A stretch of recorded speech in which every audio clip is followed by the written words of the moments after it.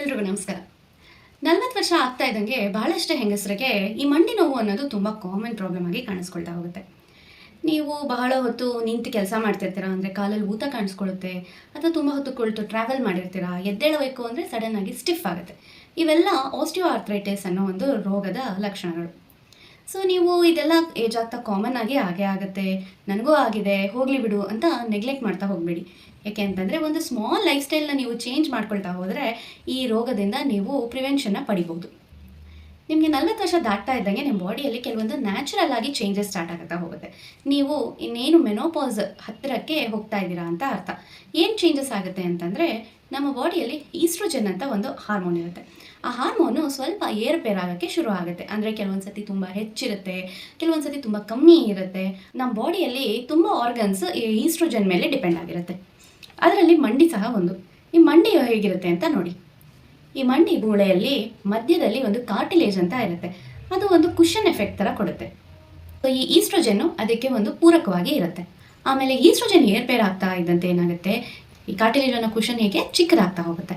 ಅವಾಗ ಏನಾಗುತ್ತೆ, ಒಂದಕ್ಕೊಂದು ಮಂಡಿ ಮೂಳೆಗಳು ಉಜ್ಜುತ್ತಾ ನಿಮಗೆ ನೋವು ಶುರು ಆಗುತ್ತೆ. ಹಾಗೆ 40 ವರ್ಷ ದಾಟ್ತಾ ಇದ್ದಂಗೆ ನಿಮಗೆ ಮೂಳೆಯಲ್ಲಿನ ಕ್ಯಾಲ್ಶಿಯಂ ಲೆವೆಲ್ಸ್ ಸ್ವಲ್ಪವಾಗಿ ಕಡಿಮೆ ಆಗ್ತಾ ಹೋಗುತ್ತೆ. ಆವಾಗ ಏನಾಗುತ್ತೆ, ನಿಮ್ಮ ಮೂಳೆಯ ಶಕ್ತಿ ಕಮ್ಮಿ ಆಗುತ್ತೆ. ಹಾಗೆ ಮೂಳೆ ಸುತ್ತ ಇರುವಂಥ ಮಾಂಸಖಂಡಗಳಿರುತ್ತಲ್ಲ, ಅದರ ಶಕ್ತಿ ಸಹ ಕಮ್ಮಿ ಆಗ್ತಾ ಹೋಗುತ್ತೆ. ನೀವು ಮನೆಯಲ್ಲಿ ಕುಳಿತು ಕೆಲಸ ಮಾಡ್ತಾ ಇರ್ತೀರಾ, ಅಥವಾ ಮೆಟ್ಲು ಹತ್ತೋದು ಇಳಿಯೋದು ಇದೆಲ್ಲ ಏನಾಗುತ್ತೆ ಅಂದರೆ ಎಕ್ಸ್ಟ್ರಾ ಸ್ಟ್ರೆಸ್ಸನ್ನು ಆ್ಯಡ್ ಮಾಡುತ್ತೆ. ಆವಾಗ ನೋವು ಇನ್ನೂ ಹೆಚ್ಚಾಗುತ್ತೆ. ಸೊ ಈ ಮನೆಯಲ್ಲೇ ಒಂದು ಸಣ್ಣ ಪುಟ್ಟ ಚೇಂಜಸ್ ಮಾಡಿಕೊಂಡು ಒಂದು ನೋವನ್ನು ನಿವಾರಿಸ್ಕೊಳ್ಳೋದು ಹೇಗೆ? First of all weight management. Age ಆಗ್ತಾ ಸ್ವಲ್ಪ ವೆಯ್ಟ್ ಇನ್ಕ್ರೀಸ್ ಆಗುತ್ತೆ. ಆವಾಗ ಏನಾಗುತ್ತೆ, ಆಲ್ರೆಡಿ ವೀಕ್ ಆಗಿರೋ ಮಂಡಿ ಮೇಲೆ ಎಕ್ಸ್ಟ್ರಾ ಭಾರ ಬಿದ್ದಾಗ ಅದು ನೋವು ಜಾಸ್ತಿ ಆಗುತ್ತೆ. ಸೊ ವೆಯ್ಟ್ ಲಾಸ್ ಮಾಡ್ಕೋಬೇಕು.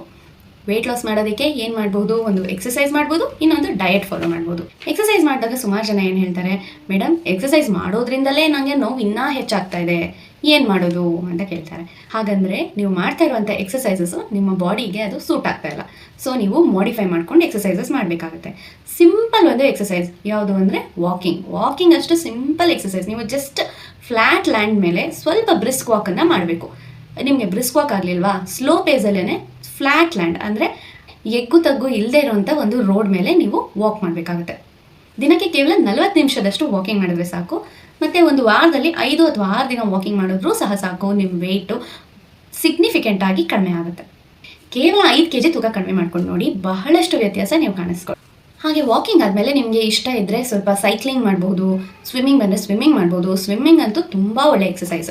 ಯಾಕೆ ಅಂತಂದರೆ ಸ್ವಿಮ್ಮಿಂಗ್ ಮಾಡೋದ್ರಿಂದ ಮಸಲ್ಸ್ಗೆ ಸ್ಟ್ರೆಂತ್ ಬರುತ್ತೆ, ಜೊತೆಗೆ ಆ ಸ್ಟಿಫ್ನೆಸ್ ಇರುತ್ತಲ್ಲ ಮೂಳೆಗಳ ಮಧ್ಯ, ಅದು ಸ್ವಲ್ಪ ರಿಲ್ಯಾಕ್ಸ್ ಆಗುತ್ತೆ. ಹಾಗೆ ಕೆಲವೊಂದು ಸಿಂಪಲ್ ಎಕ್ಸಸೈಸಸ್ ಮನೆಯಲ್ಲೇ ಕುಳಿತುಕೊಂಡು ಮಾಡುವಂಥದ್ದು. Single leg raise exercise. ಇದರಲ್ಲಿ ಏನಂತಂದರೆ, ನೀವೊಂದು ಫ್ಲ್ಯಾಟ್ ಸರ್ಫೇಸ್ ಮೇಲೆ ಕುಳಿತುಕೊಂಡು ಕಾಲುಗಳನ್ನ ಸ್ಟ್ರೇಟಾಗಿ ಇಟ್ಕೊಂಡು ಒಂದಾದ ಮೇಲೆ ಒಂದು ಕಾಲನ್ನು ಮಂಡಿಯನ್ನು ಮಡಚಿದಿರ ನೇರವಾಗಿ ಎತ್ತಿ ಆಮೇಲೆ ಕೆಳಗಿಳಿಸುವಂಥದ್ದು. ಈ ಎಕ್ಸಸೈಸ್ಗಳ ಬಗ್ಗೆ ನಿಮಗೆ ಡೀಟೇಲ್ ಆಗಿ ವಿಡಿಯೋ ಬೇಕು ಅಂತಂದರೆ ಕಾಮೆಂಟ್ ಮಾಡಿ. ಹಾಗೆ ನಿಮಗೆ ಕಾಲಿಗೆ ನೋವು ಬರುವಂಥ ಯಾವುದೇ ರೀತಿ ಎಕ್ಸಸೈಸ್ ಇದ್ದರೂ ಅದನ್ನು ನೀವು ಸ್ಟಾಪ್ ಮಾಡಬೇಕು. ಈಗ ಎಕ್ಸಾಂಪಲ್, ನಿಮಗೆ ಕೆಳಗಡೆ ಕೂತ್ಕೊಂಡ್ರೆ ಬಸ್ಕಿ ಹೊಡೆಯೋ ಥರ ಏನಾದರೂ ಮಾಡಿದ್ರೆ ಕಾಲು ನೋವು ಬರ್ತಾ ಇದೆ, ಸ್ಟಾಪ್ ಮಾಡಿ. ಜಾಗಿಂಗ್ ಮಾಡಿದ್ರೆ ಕಾಲು ನೋವು, ಅಥವಾ ಜೋರಾಗಿ ರನ್ನಿಂಗು, ಜಂಪಿಂಗು ಇವೆಲ್ಲ ಮಾಡಿದ್ರೆ ಕಾಲು ನೋವು ಬರ್ತಾ ಇದೆ ಅಂತಂದರೆ ಆ ಎಕ್ಸಸೈಸ್ಗಳನ್ನ ನೀವು ಖಂಡಿತವಾಗ್ಲೂ ಸ್ಟಾಪ್ ಮಾಡಬೇಕು. Next diet changes. ನಿಮ್ಗೆಲ್ರಿಗೂ ಗೊತ್ತಿದೆ, ಮೂಳೆಗಳಿಗೆ ಕ್ಯಾಲ್ಶಿಯಂ ಬೇಕು. ಸೊ ಕ್ಯಾಲ್ಶಿಯಂ ಹೆಚ್ಚಾಗಿರುವಂಥ ಆಹಾರ ಪದಾರ್ಥಗಳನ್ನ ತಿನ್ನಬೇಕಾಗುತ್ತೆ. ಯಾವ್ದು ರಾಗಿ ತೊಗೋಬೋದು, ಹಾಲು ತೊಗೋಬೋದು, ಮೊಸರು ತೊಗೋಬೋದು. ಇವೆಲ್ಲದರಲ್ಲೂ ಕ್ಯಾಲ್ಶಿಯಂ ಅಂಶ ತುಂಬ ಹೆಚ್ಚಾಗಿರುತ್ತೆ. ನೆಕ್ಸ್ಟು ಅಗಸೆ ಬೀಜ ಅಥವಾ ಫ್ಲ್ಯಾಕ್ಸೀಡ್ ಅಂತ ಸಹ ಕರೀತಾರೆ. ಇದನ್ನು ತೊಗೋತಾ ಇದ್ದರೆ ನಿಮಗೆ ಹಾರ್ಮೋನ್ ಬ್ಯಾಲೆನ್ಸ್ ಮಾಡೋದಕ್ಕೆ ಹೆಲ್ಪ್ ಆಗುತ್ತೆ.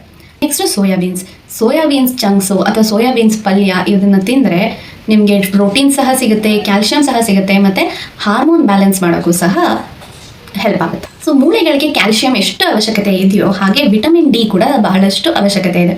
ವಿಟಮಿನ್ ಡಿ ಒಂದು ಫ್ರೀಯಾಗಿ ಸಿಗುವಂಥ ವಿಟಮಿನ್. ಇದನ್ನೇನೋ ತಿನ್ನಬೇಕು ಆ ಥರ ಏನೂ ಇಲ್ಲ. ಡೈರೆಕ್ಟಾಗಿ ಹೋಗಿ ನೀವು ಬಿಸಿಲು ಕಾಯಿಸಿದ್ರೆ ನಿಮ್ಮ ಬಾಡಿಯಲ್ಲಿ ಅದಾಗದೆ ಉತ್ಪತ್ತಿ ಆಗೋಂಥ ವಿಟಮಿನ್ ಇದು. ಡೈಲಿ ಒಂದು 15 ರಿಂದ 20 ನಿಮಿಷ ಬಿಸಿಲು ಕಾಯಿಸ್ಕೊಂಡು ಬನ್ನಿ. ಆಗ ತಾನಾಗ್ತಾನೆ ವಿಟಮಿನ್ ಡಿ ಬಾಡಿಯಲ್ಲಿ ಪ್ರೊಡ್ಯೂಸ್ ಆಗೋಕ್ಕೆ ಶುರು ಆಗುತ್ತೆ.